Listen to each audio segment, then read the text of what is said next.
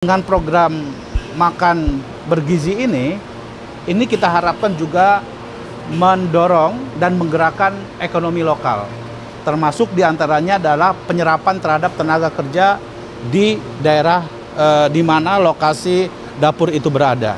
Ya, teman-teman media, kami hari ini meninjau langsung ya dapur yang ada di Kampung Kebayunan, Kelurahan Tapos, Kota Depok, yang merupakan salah satu di antara daerah yang menyelenggarakan makan bergizi gratis, yang merupakan program yang dijanjikan oleh Presiden Prabowo dan Wakil Presiden Gibran Rakabuming Raka.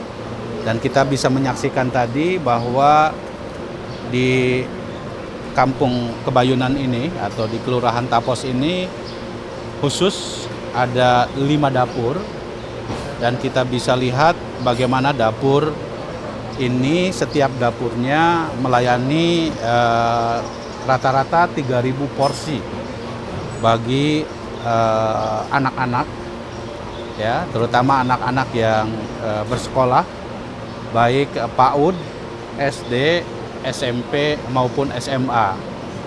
Dilihat dari menu yang disediakan dan dimasak di dapur ini, kita bisa lihat dapurnya sendiri sangat terjaga, higienis, bersih, dan memenuhi standar yang telah ditetapkan oleh Badan Gizi Nasional.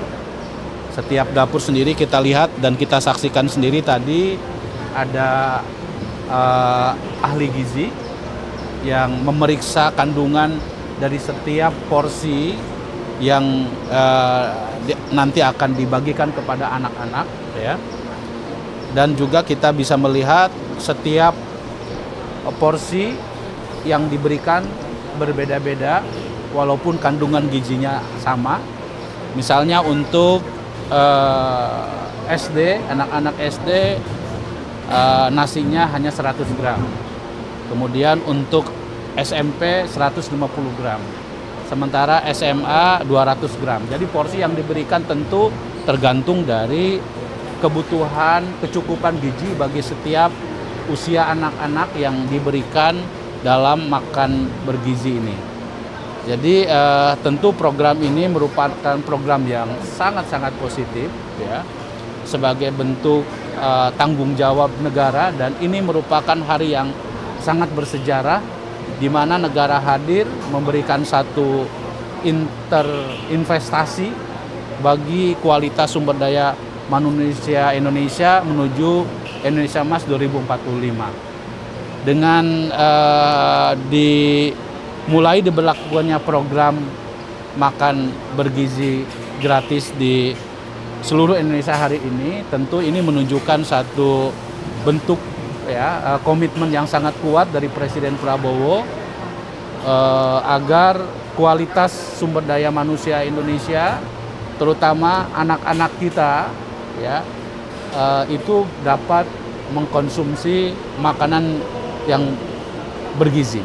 Dan makanan bergizi ini adalah merupakan fondasi bagi tumbuh kembangnya anak menjadi anak yang kuat, memiliki kecerdasan, dan tentu anak-anak Indonesia bisa fokus untuk belajar ya, tidak ada lagi rasa lapar pada saat mengikuti pelajaran.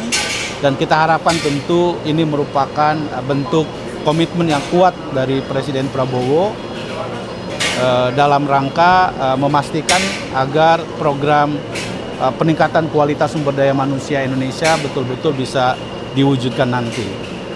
Dan satu hal tentu bagi kami sebagai Gubernur Lembaga Ketahanan Nasional atau Lemhanas RI ya, penguatan sumber daya manusia itu adalah kunci dari ketahanan nasional.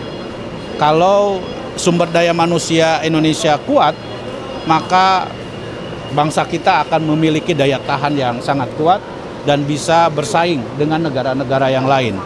Dan program makan bergizi gratis ini tentu harus kita sukseskan bersama ya, dan ini berlangsung di seluruh Indonesia di 26 provinsi secara bertahap, dan mudah-mudahan nanti pada saatnya sesuai dengan target bisa memenuhi terhadap seluruh kebutuhan anak-anak Indonesia. Dan perlu kami sampaikan juga bahwa tadi saya tanya kepada pengelola bahwa program ini bukan hanya untuk anak-anak, tetapi juga untuk ibu-ibu yang hamil, ibu menyusui, dan juga bagi para balita. Tentu kita pastikan, terutama contoh di Kampung Kebayunan ini, di Kelurahan Tapos, prosesnya sudah berjalan dengan baik, dan nanti kita akan lihat bagaimana proses distribusinya kepada anak-anak, terutama anak-anak SMP maupun anak-anak SD, proses distribusinya sehingga bisa berjalan dengan baik. Terkait budgetnya 10.000-an berarti dilihat dari menunya ini sudah cukup waktu. Saya kira kalau dilihat dari